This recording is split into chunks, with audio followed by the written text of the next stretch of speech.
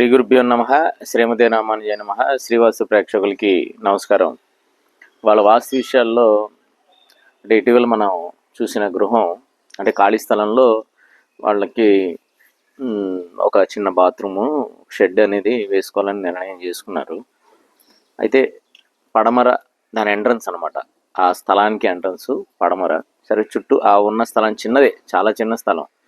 వెడల్పు 10-12 అడుగులు ఉంటుంది, లోతు ఒక 25 అడుగులు ఉంటుందేమో. అయితే వాళ్ళు నిర్ణయం చేసుకున్న తర్వాత ఆగ్నేయంలో బాత్రూమ్ కట్టుకుందాము, అలాగే షెడ్ ఒక రేకుల షెడ్ దించుకుందాం అనుకున్నారు.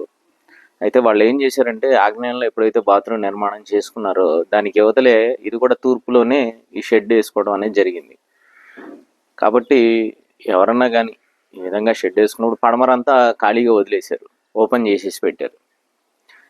ఇది చాలా ఇబ్బందికరంగా ఉంటుంది. ఎప్పుడైనా కానీ దక్షిణ పడమరలు మనం ఓపెన్గా వదిలేయకుండా సాధ్యమైనంత వరకు అక్కడ మనం ఏదైనా వేసుకోవాలనుకుంటే దక్షిణ పడమరలోనే వేసుకోవాలి, షెడ్ కానీ ఏదైనా కానీ. తూర్పులో వేసి పడమరలో వదలడం అనేది మంచి పద్ధతి కాదు. కాబట్టి ఎవరన్నా కానీ ఈ విధంగా దక్షిణ పడమరలో ఖాళీగా వదిలేసి తెలుసో తెలియకో ఏదో ఏంటంటే బాత్రూమ్ ఉంది, బాత్రూమ్ పక్కనే ఉంటే మనకి వసతి ఉంటుంది, ఇమీడియట్గా అక్కడి నుంచి వర్షం వచ్చినా లేకపోతే ఏదన్నా పట్ల అలా ఆ కాన్సెప్ట్లో వాళ్ళు అక్కడ నిర్ణయం చేసుకోవడం జరిగింది, అక్కడే షెడ్ వేసుకుంటే ఇమీడియట్గా ఉంటుంది కదా అని.